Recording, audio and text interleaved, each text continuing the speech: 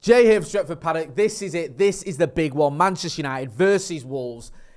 It's one we need to win, if we're being brutally honest. So we've got the big guns out. Ronaldo Brown joins me. How are you doing, brother? I'm doing good. How are you? Yeah, man. I'm all right. Not too bad. I've got my Metallica hoodie on for everyone to ask me in the comments to name a song. No, I can't name one. So let's. He is a diehard Metallica fan, obviously. He just doesn't want to play that game, yeah? He's not going to answer your questions. He's here to talk about Manchester United Football Club, not his favourite band, Metallica. Ronnie, top four a few weeks ago. Yeah. Looked nailed on. Now, we've had a bit of a wobble, back-to-back away defeats to Brighton and West Ham. Liverpool are breathing down our neck.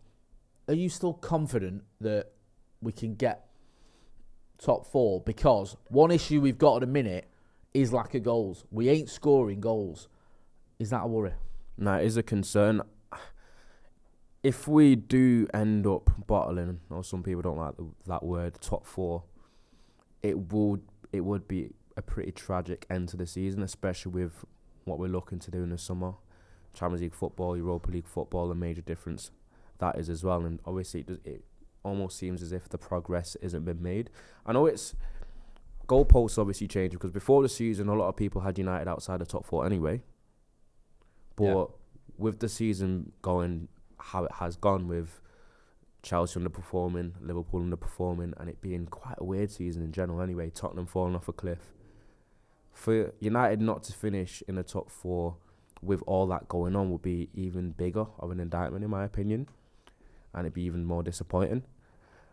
I actually look at it in terms of over the course of the season, the points, the goal tally, the goals we've conceded. We probably don't even deserve top four, to be honest, but when the opportunity is there, you got to take it. In terms of looking ahead, we only really need to win our 3 home games, but with the way we've played recently, that doesn't look like a foregone conclusion. With Liverpool obviously winning 6 games in a row, they've had a lot of luck go their way as well, which is always a concern. That always seems to happen for them. 100%. So we need to make sure that we're switched on. We're playing Wolves on the weekend at home. They have a terrible away record, but they've just secured their safety, so they're safe now.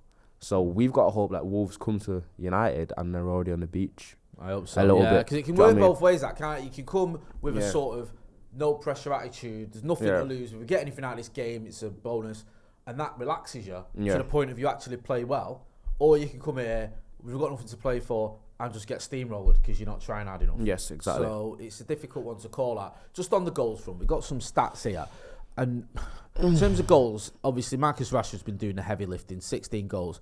His expected goals, I know you love a bit of XG, is 16.29, which, okay, he's doing what he needs to do. But looking at the other players we've got, Anthony, Sancho, Eriksen, if you want to include him, Weghorst, none of them have got a lot of expected goals, have they? And none of them have got a lot of goals either. I think, because the way I've seen it with the goal scoring issue is, I've seen us get really gilt-edged chances that we just aren't taking. Yeah.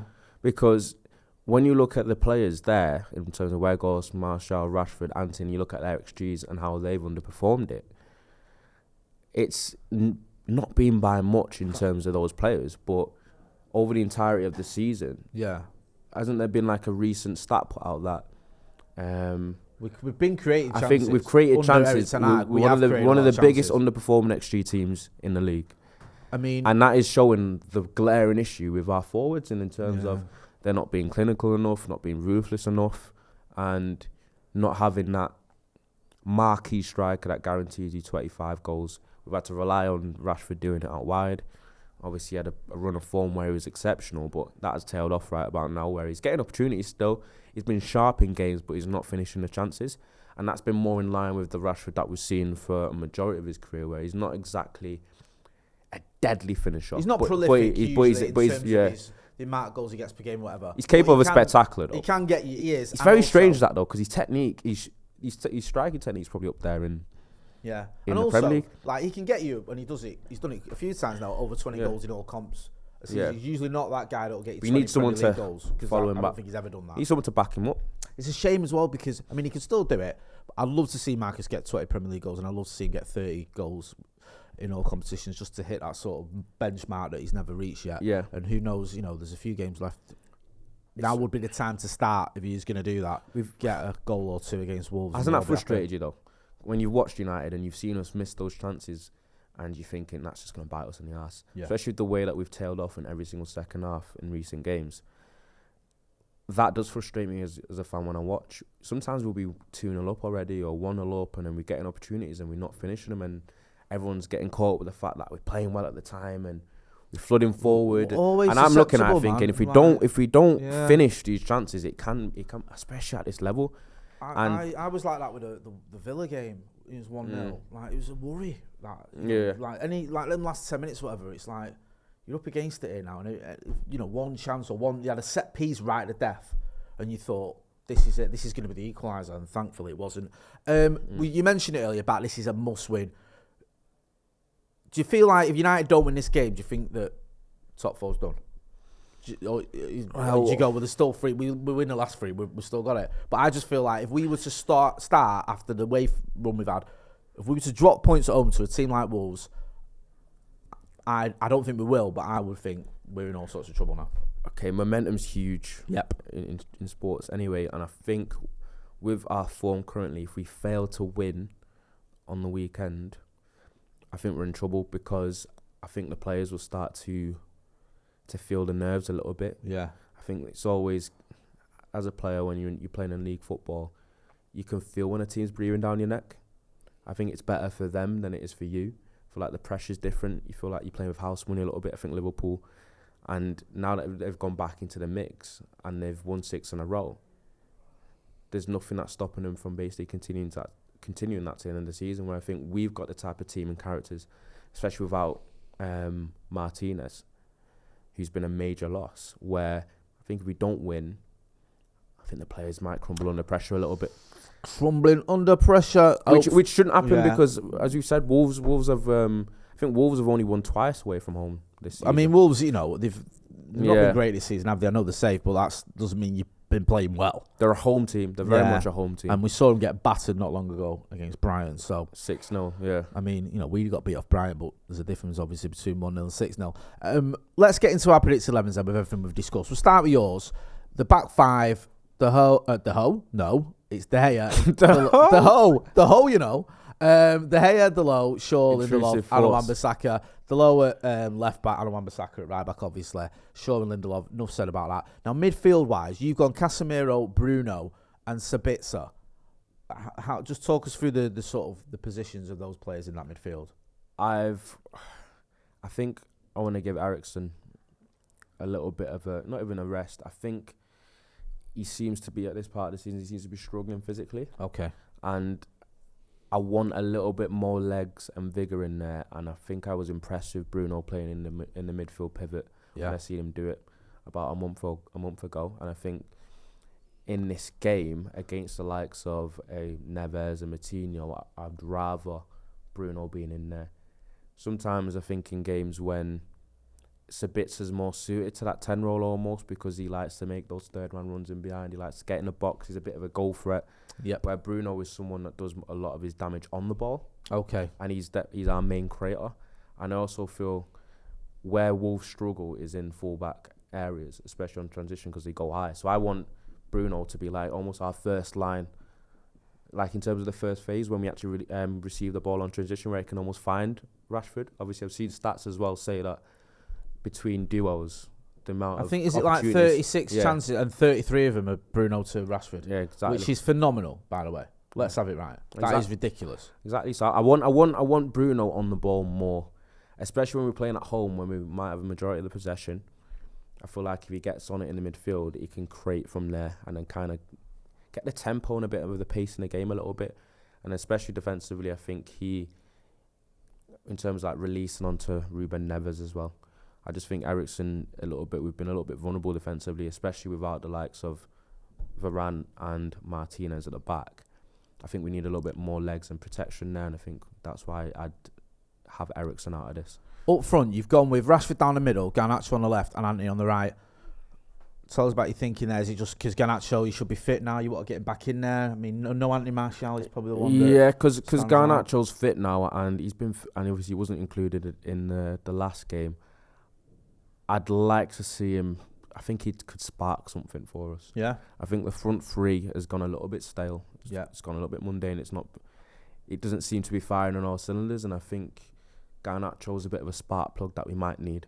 Yeah. Especially in the area of the pitches where we feel like you can kind of hurt Wolves, which is out wide. Yep. And I look at a front three of Garnacho, Rashford and Antony, and it looks a little bit more dynamic for me. Explosive. No, I get that. I've gone slightly different. Go to my team. In midfield, I've kept Eriksen in. I understand what you mean about maybe looking a little bit off the pace recently, and maybe the season is catching up with him because he has played, despite his injuries, before his injury, he played a lot of football, didn't he? But I still think he'll go with his strongest and his go-to midfield for this one. I've gone with Rashford, Martial and Antony. Again, this is predicted. I just think he might fancy Martial to start this one because I was thinking about Garnacho. And I just feel that because he's not played a lot recently, Garnacho off the bench as well is such a good option. Yeah. He really is. And I think for the last half hour, if it's not going according to plan, Garnacho coming off the bench, we saw him do it against, I think was it Villa when he came on. Yeah. And he gets the crowd going and he obviously gets Fulham, he got that last minute goal as well. He's one of those dynamic, explosive players. The derby, the Manchester derby, who can forget that? An absolutely fantastic performance that went under the radar because everyone was focusing on Bruno Fernandes's goal, whether it was offside. And Garnacho coming on and destroying one of the best teams in Europe almost went unnoticed, which amazed me. So, yeah, I understand your thinking with Garnacho, but I'm going to have him as an option off the bench, or I think Erik ten Hag will. Get involved in the chat in the comments and let us know your predicted 11 as well. In terms of the opposition, you mentioned it earlier, Ronnie. At home, Wolves are like, prime Real Madrid, and away from home, they're like, Ralph Ragnick's United. I mean, Wolves have beaten Villa at home. They've beaten Brentford at home in the last 5 games. They've beaten Palace comfortably at home, and then they've lost 6-0 away at Brighton and 2-1 at Leicester, and Leicester aren't exactly doing well. So that tells you all you need to know. They don't travel well at all. One player who we don't travel well, but they beat us 1-0 the last time they came to Old Trafford last season. That didn't count. Was that on the Ragnick? That doesn't. Yeah, that doesn't count. This season, that was not allowed. This season they've been terrible away from home. I can't barely remember that, to be honest with you. It all sort of moulded into one last season. One player we might want to look at is Ruben Neves.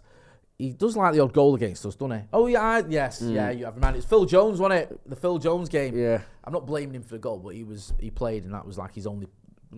That and Anfield was only 2 appearances last season. Ruben Neves, who likes a goal against United, he's been linked with United for ages. This season, he's got 6 goals, 1 assist, and he does 2.3 tackles per game, 1.5 interceptions per game. He's a useful player for him. This is going to be his last season at the Molineux, isn't it? Yeah, surely. I think his career's almost stagnating if he stays there. Yeah. I think this is definitely the summer where he needs to move. He's by far and away their best player. Everything runs through them. He's their leader, their captain. He dictates the play. And he's a top quality player, and he's versatile as well. He can play in a 6, can play in an 8. And in terms of a long range shooting ability, he's actually much more than that, as deadly as he is. Obviously, he scored 6 goals, which he's mixing Wolves' top scorer. He's got 1 assist as well. That's only 7 goal contributions, but there actually isn't anyone on the Wolves team that has any more than that. And considering, like you say, he's often a midfielder who can be a deep line midfielder, that's not too shabby. And I think, people in glass houses shouldn't throw stones, because if we want to get into goals, we can't really have that conversation. Exactly. With everything that you've said, just quickly, yes or no answer, would you have him at United? I'd 100% have him at United, but this is the problem. When or no answer. Here's my caveat. No, do you know what? United have such an issue in the midfield area, and there's so many issues. It's the fact that, and it's so below par in terms of the quality in general. It's hard to say a player that you wouldn't have in there. See, I hate that. I hate that. I hate to just get him. I hear that argument all the time. Yeah. We link with someone who people haven't even seen playing. Like, just get him in. He's got to be better than what you. He's got to be better than Fred. You don't know that. And we need to stop doing these sideways steps and start progressing forward. With all that being said, give us your score prediction. My score prediction is I'm gonna go 2-1 United. 2-1 United. I won't be able to cope with that last 5 minutes, whatever it is. We're holding on to a lead. I think we might get at him early doors and hopefully put this game to bed in the first half. I feel like if we can get a goal and build on that, Wolves won't show up for it. The legs will drop because they're already, like you said, they're potentially already on the beach. So I'm going to go for I was tempted to go for 2-0, but I think I'll go 3-0. I think it'll be a relatively comfortable victory. I hope I'm right because my nerves can't take it. And what I hear from you guys, so get involved in the chat and the comments, and also film yourself in landscape like that, giving us your score prediction, and send it to paddockmatchday@gmail.com. Ronnie, where can people find you? Ronaldo Brown _98 on Twitter. On Twitter, not the Bird app. At Twitter. Switch it up. Switch it up. You can find him as well on Stephen Housen's channel doing the XG Files. Always a good watch. You know where to find me. Make sure you are hitting like, share, and subscribe. That's been Ronaldo Brown. I've been Jay Moy. This has been the Wolves preview. Thanks for watching.